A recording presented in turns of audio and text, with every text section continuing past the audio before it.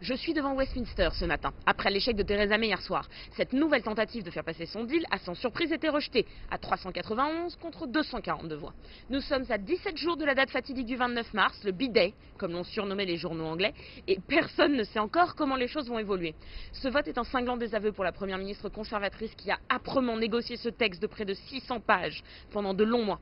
Et cela pose la question de sa survie à la tête de l'exécutif, car hier soir, Theresa May a encore répété que cet accord était le seul et le meilleur accord possible, mais de l'autre côté, à l'opposition, Jeremy Corbyn s'est ensuite exprimé pour dire que cet accord était définitivement mort et que l'option d'un no deal était à écarter absolument.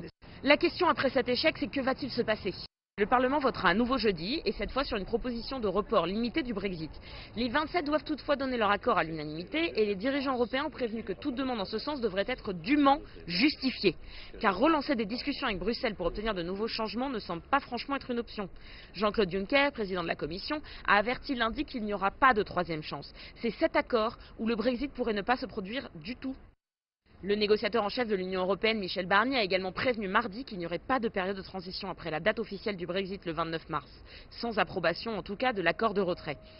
Ça signifie qu'après le 29 mars, si aucun chemin n'a été choisi, la rupture sera brutale, ce qui se traduira sans aucun doute par une crise économique et une crise aux frontières, qui auraient des effets catastrophiques sur les habitants du Royaume-Uni.